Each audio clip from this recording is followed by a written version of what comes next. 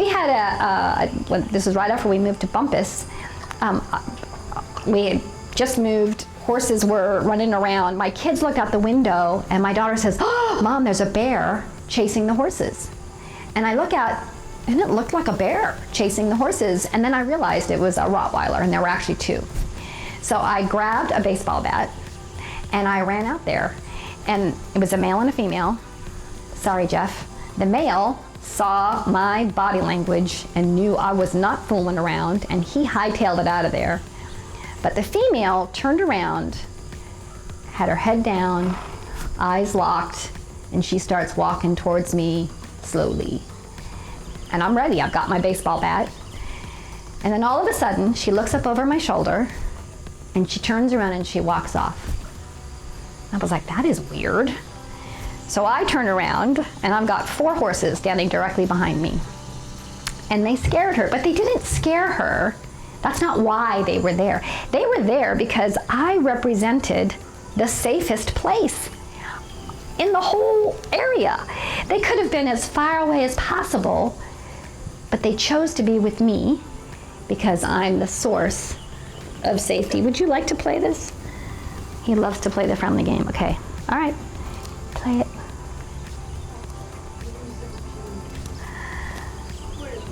Nice, thank you. It's very slobbery. All right, so I rescued this little horse from this guy I called Joe. You can imagine when I first started playing the friendly game with him that this was pretty scary. The purpose of the friendly game is to get my horse so connected to my body as the source of information that no matter what's happening on the outside, as long as I'm calm on the inside, so is he. And this is such a picture of what it means to belong to Jesus. As long as Jesus is okay, in fact, this is a question I ask. I'm a counselor, so I ask folks who are anxious. I say, so ask Jesus if he's anxious about that. Is he anxious about the fact that you've just lost your job? And I mean, ask him. And the reason to ask him is because he will answer. So what I want people to know more than anything else is that this connection with my horse can be a cool picture of the way we can connect with Jesus. And I'm not saying that Jesus lives in my horse, but I am saying I belong to him. He is my shepherd. The sheep know him and they hear his voice. It doesn't sound like any other voice. And my voice to Scooter doesn't sound like any other voice. And if you came down and tried to play this game with him, you might scare him because I'm the shepherd. So this is a unique relationship. And my relationship with Jesus is unique. He fills my needs in ways that nobody else can, right? So what I'm looking for right now from him is a blink. See how he's kind of gotten starey? So as soon as he blinks, it was a little one, I'm going to give him a micro release. I'm not going to talk a lot about the different psychologies of horses, but if you can think about 4 different kinds of horses. So you have dominant horses, horses that like to move, and horses that don't like to move. And then you have fearful horses. Fearful horses that like to move and fearful horses that don't like to move.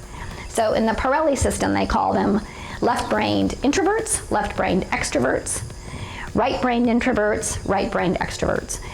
Scooter is a left-brained extrovert, meaning he's playful, he gets bored really easily, but it also, because he's had trauma, he can go right-brained pretty easily.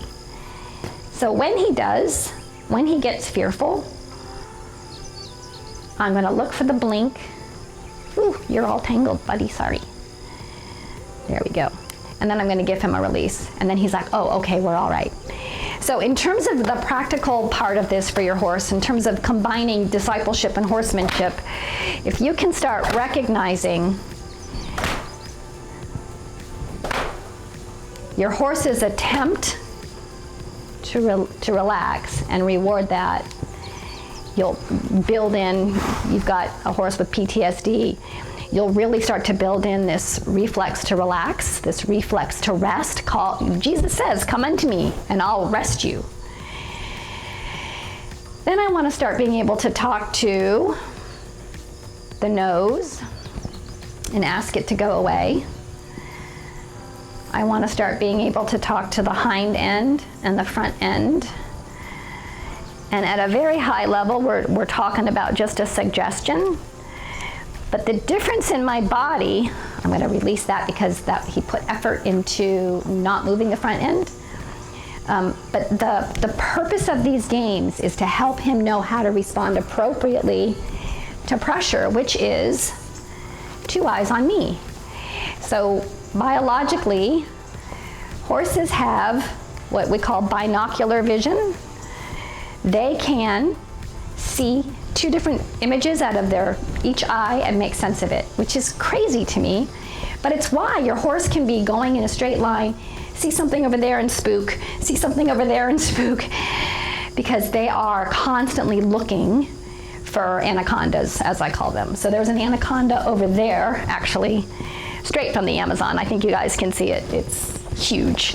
And so yesterday when we were out here, he was like, oh, it's an anaconda from the Amazon. Yes, it is. That's what it is.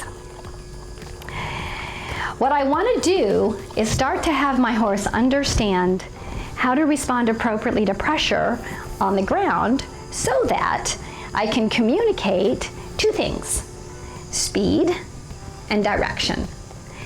And there are 2 kinds of pressure. There's steady pressure and there's rhythmic pressure. So what I want to do is start systematically making sure that my horse understands how to respond in zone 1. If he can't respond in zone 1, he's not going to listen to my reins.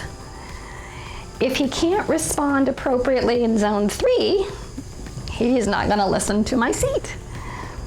If he can't respond appropriately in zone 5, thank you, he might get scared when something comes running up behind him. So there are all these practical ways that Jesus invites me to respond appropriately to him for the same reason, which is rest, relax. And anyone who knows me knows that I'm super busy, right? So it's not that I'm sitting around eating bonbons, but all of the activity that I do is from a position of rest. And I say all of it. Jeff will tell you sometimes I get anxious, but so what? We're on the planet. When I'm on the planet, meaning that's what's more real to me than my citizenship in heaven, and I get anxious, it's an incredible opportunity to ask Jesus, Lord, are you anxious about this? And then tap back into this connection that I have with him. One of the things that I'll move him around a little bit, but what you'll see, I think, is that there's a lot of connection between he and I. There isn't a lot of perfection. And when I realize that with Jesus, it isn't about perfection, right? He is perfection. He has plenty. He does not need my perfection. It's about connection.